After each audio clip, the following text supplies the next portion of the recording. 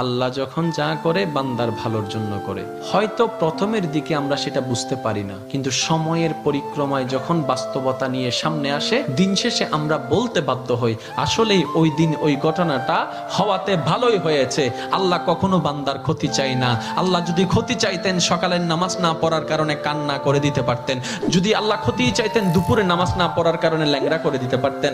আল্লাহ সেটা চান না। আল্লাহ চাই বান্দার সব সময় ভালো। আর মা তো দেখেন জন্ম দেওয়ার কারণে সন্তানের তো অপরাধ করার পরও মা সন্তানের প্রতি কতই ভালোবাসা, কতই মায়া। বাবার কাছ থেকে সন্তানের পিঠকে বাঁচাই ফেলছে, এরকম হাজারো মা আছে ওই মায়ের জন্য।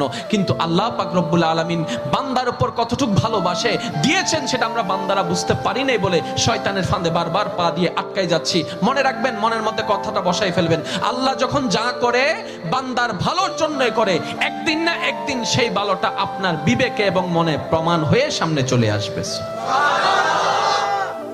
আমি বুঝাতে চাচ্ছি আমাদের সাথে সবচেয়ে কানেকশন কার বেশি ভালো থাকতে হবে, বান্দা হিসেবে আল্লাহর, উম্মত হিসেবে নবী রাহমাতুল লিল আলামিনের। এখানের ভিতর যে কেউ চাইলে জীবন সাজাই ফেলতে পারবে। আমি বলছি যে কেউ, anybody, you can do it, not impossible. Because impossible শব্দটাকে যদি একদম ভালো করে গভীরভাবে দেখেন, সেখানের ভিতর আপনি আশ্চর্যভাবে একটা জিনিস দেখবেন। ইম্পসিবল একটু যদি ডিফাইন করেন, ভাগ করেন, দেখবেন I'm possible. Impossible, possible কে আলাদা রাখেন, আই এম কে আলাদা রাখেন। I am possible. ইম্পসিবল শব্দটাই আপনাকে জানান দিচ্ছে আমি অসম্ভব নই, যদি রবের রহমত থাকে আমি তোমার জন্য সম্ভব।